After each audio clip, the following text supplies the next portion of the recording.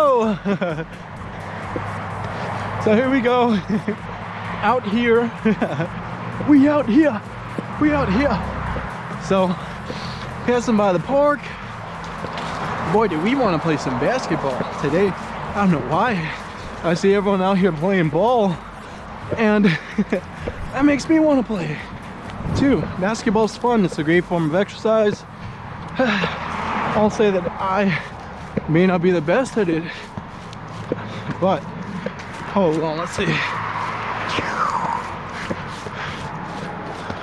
Boom, and we're back. Here, let's see, what were we talking about? Oh yeah, basketball. Right, I grew up playing basketball, and although it was a very fun thing to do, great form of exercise, you're out here running about in the sun, here's some great memories with friends.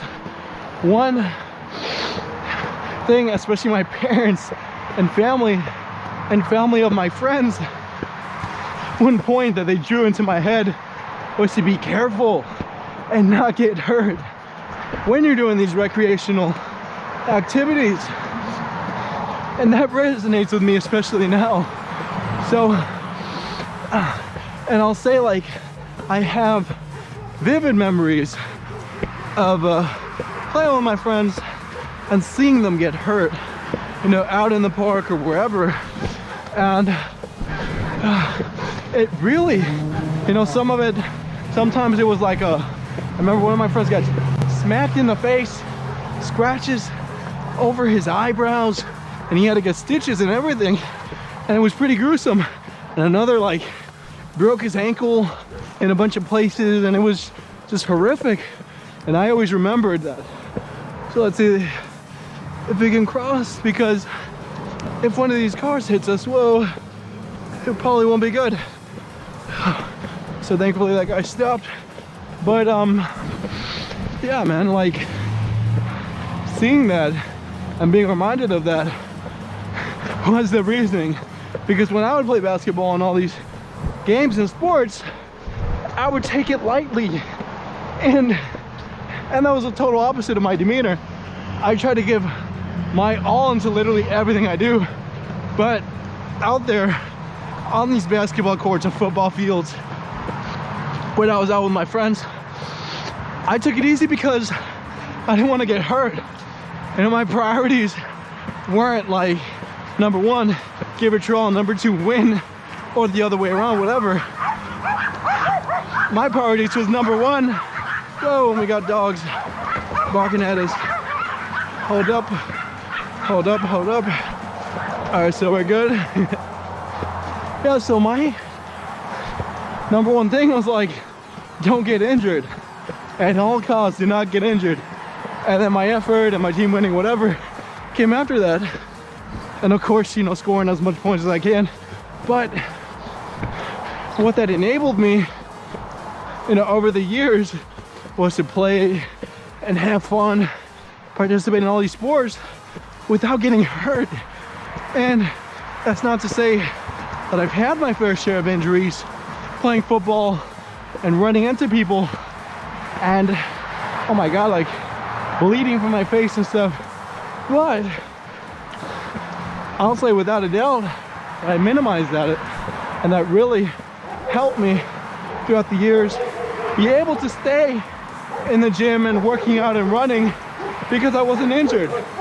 So let's see, we got a dog barking. We're gonna keep going. So yeah, so, and even when I played, you know, my sport was baseball. And when I did that sport, I was very aware of injuries and the potential of getting hurt and messed up, because I knew it would sideline me for quite a bit about an amount of time, and it would slow down my career, and it would mess up my ability to get stronger and faster, because when you're injured, it sucks. Like, you can't do anything. You gotta sit at home and be a vegetable. That's not to say that, of course, you can read books and other stuff, but physically, you're done. You're not doing anything. So I didn't like being injured. I hated it. and I'll get injured, I would be the maddest person in the room. I would probably be madder than losing a big game or doing bad in a game, because I knew that oftentimes, well, at least it would keep me out of the game, it would prevent me from participating, but sometimes it could catch up with you long term. An injury happening 5-10 years ago even, you can still feel the aftermath of it, especially if it's like a knee or a shoulder or a hip, God forbid. You're just gonna feel that whether or not you get surgery and go through all the repair process of fixing that. So pretty traumatic.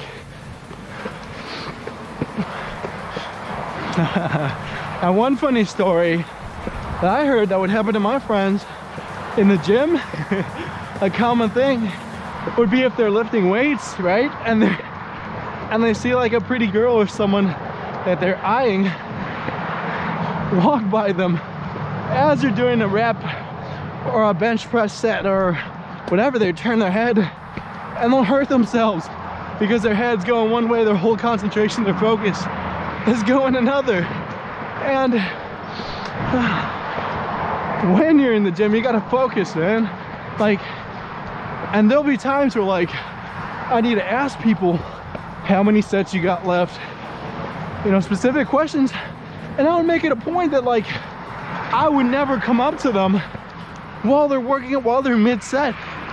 You know what I'm talking about, when you see that guy that's pounding out 10 reps on the bench press and he's on his third, and while he's in the middle of that, you come up to him and ask him how many sets you got left. That's one thing rude, another thing dangerous, and another thing stupid, because you simply could have waited a couple more seconds and not gone through that. You know, not bothered him in the middle of a set and messing up and diverting his attention, potentially because he's got to focus on his set of bench press. He can't lose focus. So, and that could be applied here. That's not to say, you know, so when some people come by that I purposefully ignore them out of spite, out of sheer like being a dick.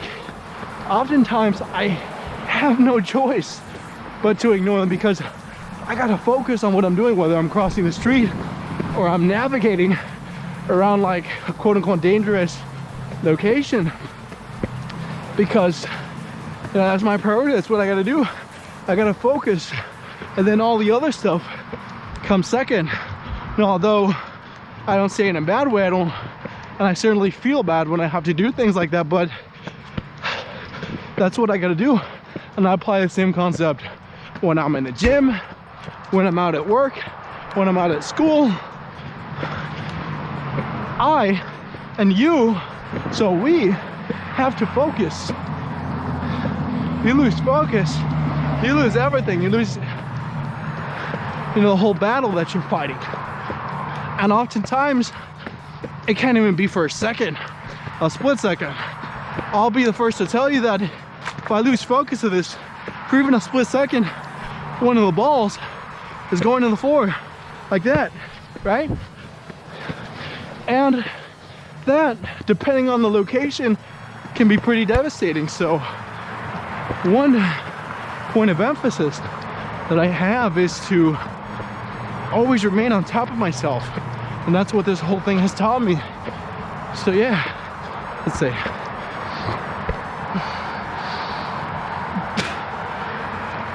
I'm gonna take a mileage break here.